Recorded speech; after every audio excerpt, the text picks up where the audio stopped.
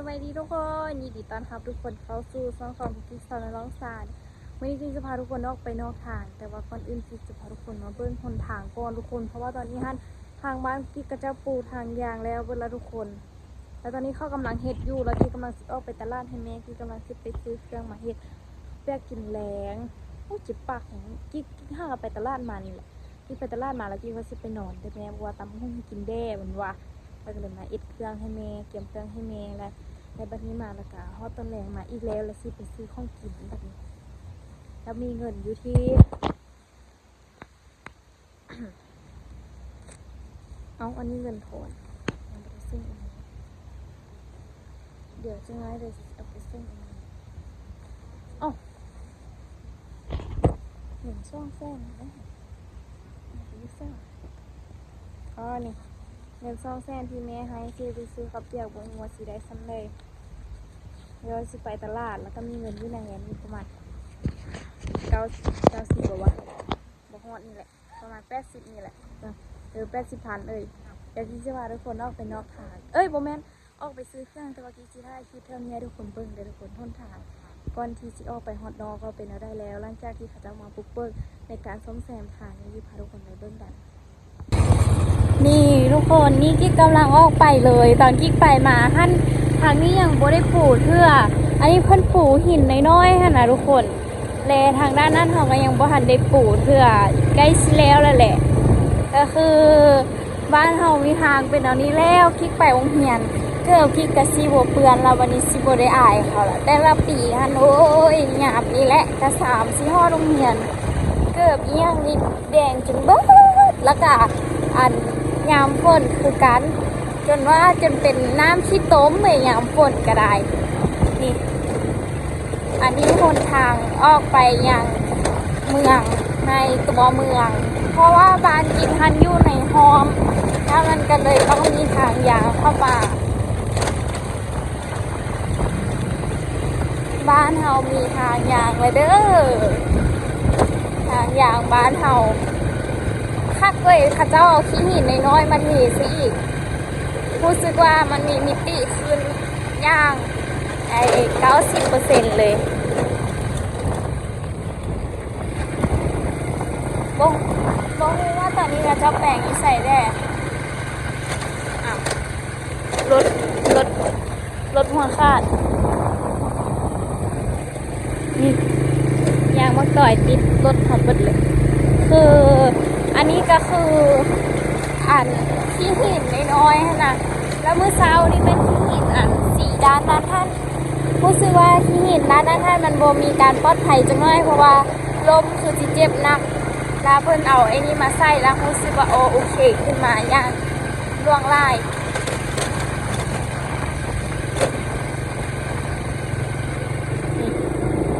ว้าวเว้ยกอร์ส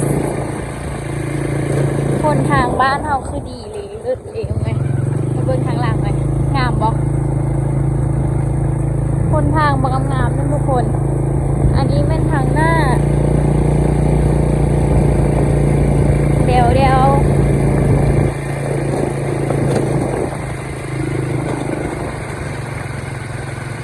นี่แป๊บเดียวเราก็ออกมาฮอดทางนี้แล้วทุกคนอันนี้คือเส้นทางใหม่ในการเข้าในบ้านเราจะพาไปตลาดตอนนี้นะไปทุกคนเบิ่งคนทางแม่จันแต่ว่านี่ไปกันเด้อ เจอแม่จันเปิดคลิปมาปุ๊บพอดีเจอแม่จันเลยอันนี้ทางไปตลาดทางสิเปรี้ยวเลยไม่ซิบูมีบ้านคนแถวนี้ตามมีจิ๊กเลิกงานเพิ่มมาคนเดียวไม่โอ้ยยานอันนี้ดอกไม้อันนี้ก็งามข้างๆเลยเดี๋ยวสักน้อยเลยมันสิเป็นไอ้มันเป็นเข้ามาแล้วมันเป็นขุยผงแล้วมันบินต่ำตาอ๋อนะเลยทางข้างก็สิมีนี่ยังวะดอกยับลังกิ๊กสิเก็บมากเก็บมักเดืออยู่ข้างทางไปให้แม่ต่ำเมียงมักเดือให้กินก่อนเพราะว่าบริกินโดนแล้วหอมมากเลยเรากลายบอนไก่ย่างมาเดี๋ยวที่ไปซื้อเครื่องมา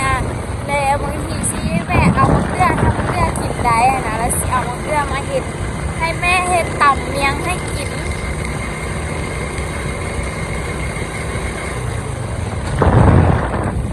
ไปทุกคนเดี๋ยวพาทุกคนขี่ไปตลาดกันจังน้อยก็ฮอดแล้วนี่แป๊บนึงอีกประมาณ3 นาทีที่เขามาในตลาดแล้วทุกคนที่ไปซื้อเครื่องแต่ว่าไม่มีเครื่องกี่เข้มมากเข้าไว้กี่ซื้อมาซื้อหานเขาอยู่ใส่ช่วยนี่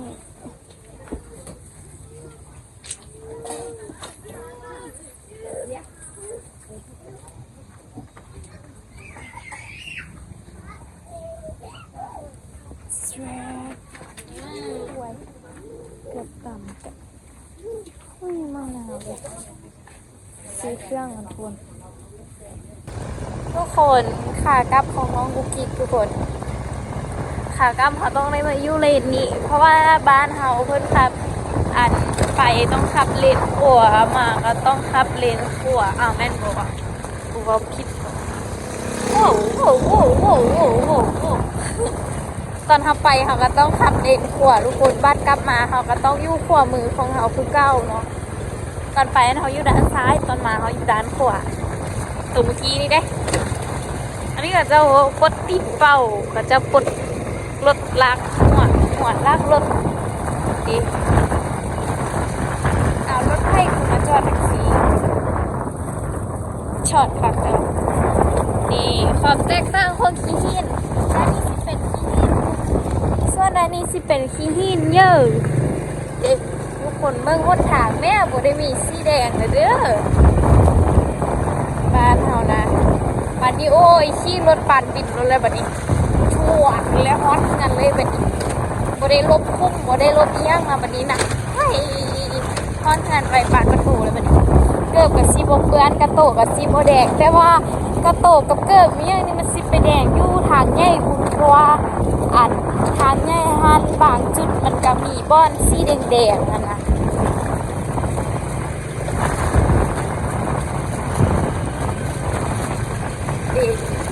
เด็กบอกทางบ้านกุกิกวันนี้ฮอดเหือนแล้วจนฮอดบ้านคนแล้ว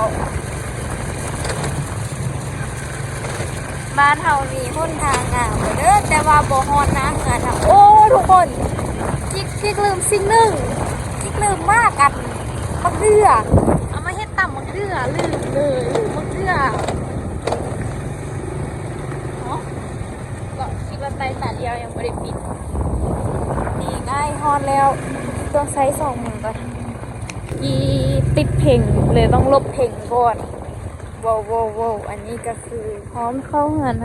เฮานี่ยังเป็นหอมสีนี่อยู่เพื่อนกิ๊กนี่ยังเป็นหอมสีแดงโอ้แต่ไก่โค้งนะคะทุกคนเชเวฟนี่ฮอดแล้วบ้านมักซิบก่อนสิฮอดหาบ่แม่นง่ายบ้างไหมมานำเสนอ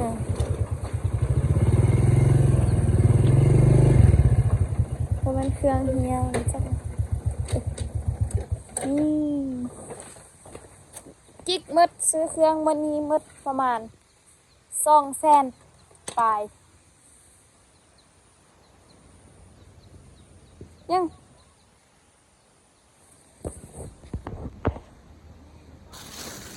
นี่ปลาหมึกนี้70 ซองอันนี้ก็70 ซองทั้งหมดแล้วก็มีซีนหมูน้ำพอดีเมื่อ100,000ปลายเรื่องเงินมาให้แม่อยู่ที่ซ้ำนี้200,000ปลายเรื่องเงินมาให้แม่80บ่แม่น39,000กีบเรื่องเงินมาให้อีแม่แม่เบิ่งเงิน200,000ปลายพุ่นน่ะเอาเงินเหลือจากอีเมหันเดตอนช่วยหันเดซื้อเครื่องใบละ100,000นี่แม่ก็เคยกินมากอันนี้ว่ะแม่ลูกยากมึงบ่เคยกินจ้าเพื่อแต่เกิดมาเข้าควายหั่นน่ะ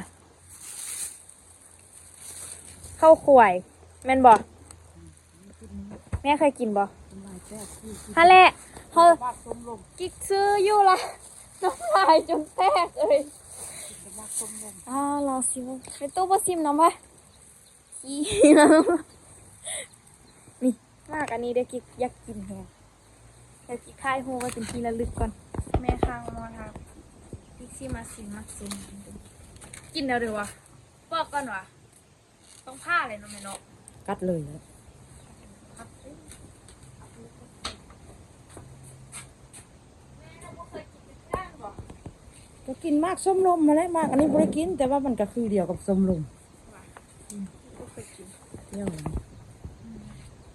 มีแจ่วเกลือกับแจ่วนี่ว่าแจ่วนี่สิคักสุดละ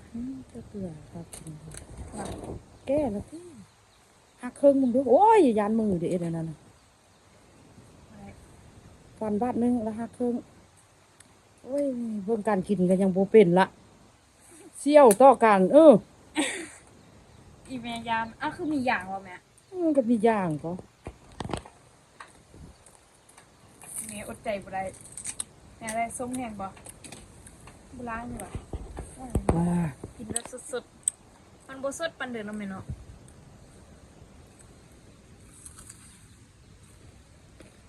เป็นน้ำดีว่ะ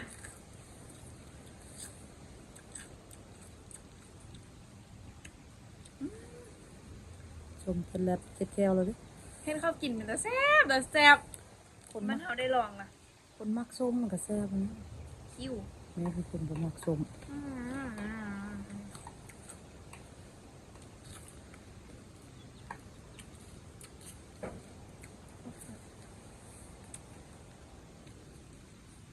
เขาเลยนี่ สาวกันกินบ่ลองบ่อะ ส้มมันจะได้ดีเลย โอ้หอนท้องเลยเบิดความฮาวเลยก็กินนะมันต้องปอกเปลือกบ่วะ มันบ่เข้ากับแก้ว เนาะ มันต้องเป็นแก้วเกลือ ปรุงไม่เนาะปรุงไม่ก่อนอย่างบ่เป็นไรเจ็บกระเพาะเลยทุกคน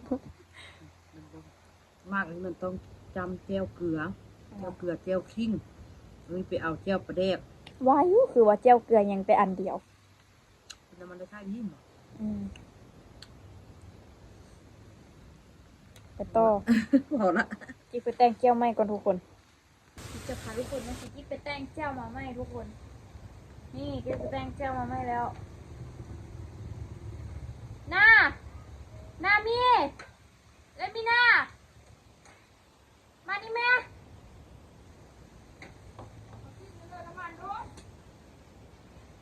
มากินอันนี้นะเผานี่นะส้ม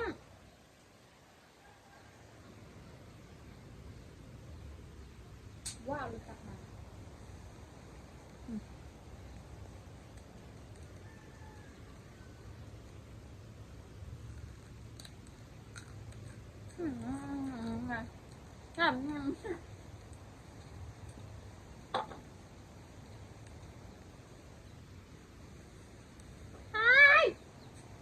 เนี่ยจะพูดเป็นคือเข้ารีวิววะ แก้วเกลือไปเอ็ดมาแล้ว เดี๋ยว เกลือไปกินนะครับเอ็ดลายเอ็ดอันเดียวก็ได้โอ้ ตายแท้ทรงนี้เจ็บท้องแท้มากอันนี้แล้วแม่เนาะ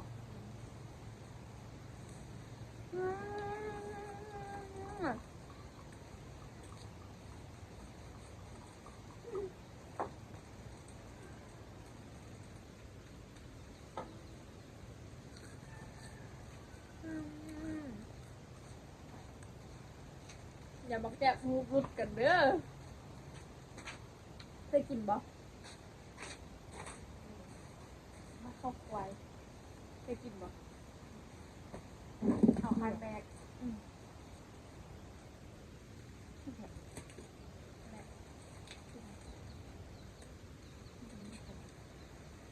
นี่ก็มีน้ำมาให้แล้วมีกาแฟคอตัวเองขวบยะสลัมเมอร์ไม่ใช่มาเอ้ยเป็นอย่างไร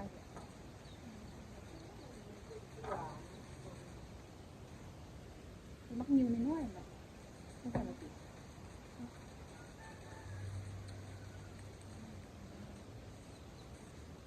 เอาไปซื้อน้ำเข้าบูอันนี้3,000อันเอาไปซื้อน้ำเข้าห้ามไปนำน้ำลายไล่ไปพร้อมเกลือโต้อยากกินข้าวหน่อยอ้วนเอาโต้แม่อ่านมือวันคืนนี้ไป5โต้ละอ่านไปอู้หันแกะห้องขอบคุณเอาโต้เบิ้งน้ำลายเฮ้ยยุ่งพวกกิ๊กเป็นอันเอามาเลยร้อนมันยากแก้วสิบทุ่มพวกเข้ากันเป็นกับเต้แต่ว่าเอาไว้นี่บ้างไหม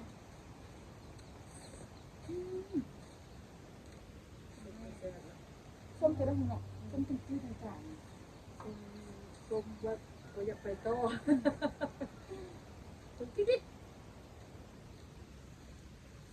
เป็นยังไง ไม่ตกมันมีเสียงเข้าเลยส้มเล่นคือนักเสียง น้ำลาย นักเสียงเป็นมากเลยเมื่อ เสื้อมีหาตะลิงปิงเป็นเมื่อเลย ตัวเขาว่าจริงๆคือมันจะว่าเศร้าในท้องจะว่ายังไม่ได้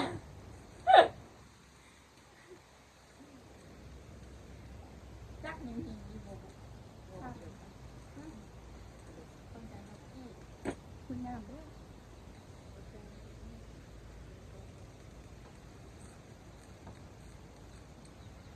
แจ้งจริงๆทางเราคนน้องมีชาน้องมีจานบักคนน้องแจ้งกินเปรี้ยวก็มีไป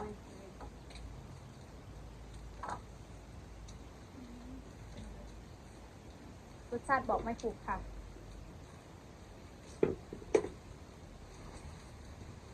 อาจักกันแล้ว230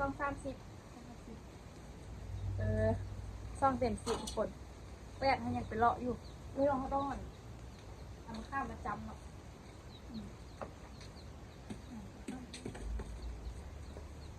เ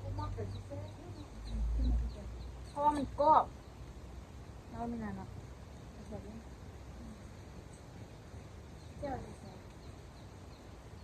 มีข้าวอาบทำไมบ้านเข้าให้แบบก็ลงที่บ้านนี่ดีกว่าที่ถูกทำนี่เนาะรถช่องแต่ว่าบนอื่นบนนี้เข้าลงนี่คนละ เขาบอกยังยิ่งปวดเขาจะไปยัดหางพูดเลยก็ คือยวดทำบ้านทำนอก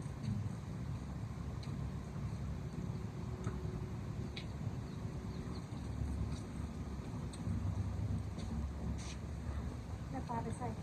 โอ้โหเดี๋ยวเรื่องเราเรื่องเขาจะคนหรอ ย่างก็ไล่สกลกุดอันนี้มันไม่ย่าง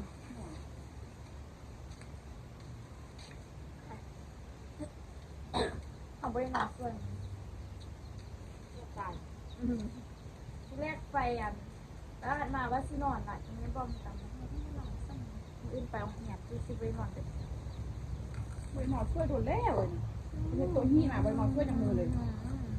ถ้าเขาบอกเลยว่าเสียบเนี่ยเสียบเอาหมอนแห้งเอาต้มนอนกิน มันจะตื้นนอนดึกกว่า มันตื้นแบบมันตื้นต้านเดี๋ยวไปเพื่อนเพื่อนเข้ามา นอนปีนไปปีนมาลูกเป้เพื่อนให้หลับจ้อยหลับนับบ้าน บ่หายเหลือสิ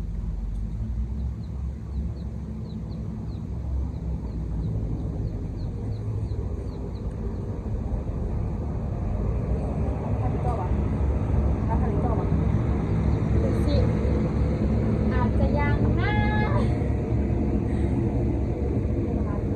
เนาะ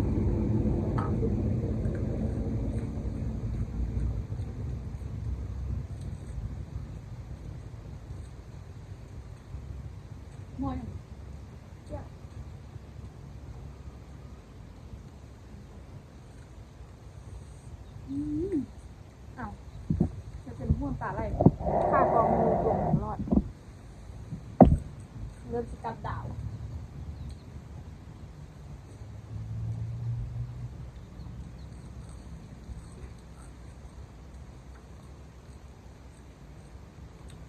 ก็ลองกินดิบๆนะ คุณเห็น แม่กัดบาดเดียวเสื้อฟ้าเห็นกัดเลยเสื้อ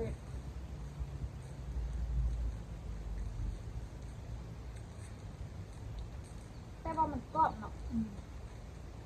เราแทบจะมันขึ้นอย่างบด อะไรสดๆไม่ถึง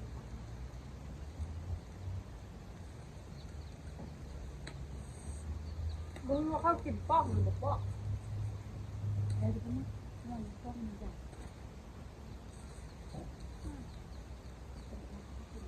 ทำไม่เอาไปก็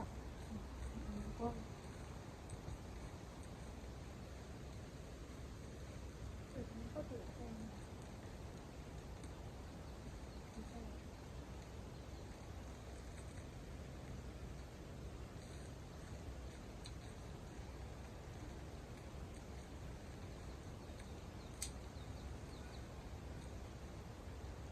นี่ไงอ่ะก่อน มันตาไล่เลยนะเด็กคุณคุณเห็น ขับรถงามเศร้าเอ้ยน้ำตาไหลก่อน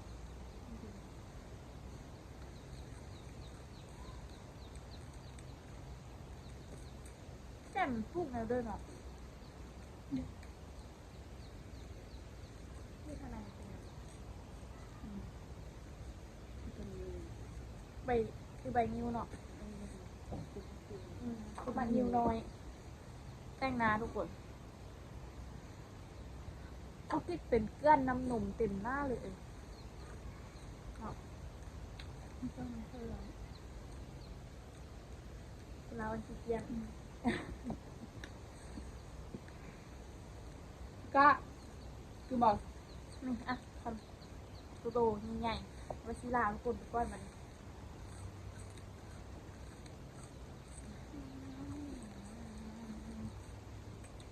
ไอ้ครับจองน้ำผู้เดียวสร้างถึงเลย ดูดอกยา ไปทุกคนคลิปนี้กุ๊กกิ๊กไปก่อนนะทุกคนเด้อเจอกันในคลิปวิดีโอหน้าฝากทุกคนไปกดติดตามซองมีนาเศร้าร่วงพระบางนี่เด้อเดี๋ยวคลิปนี้กิ๊กไปก่อนบ๊ายบาย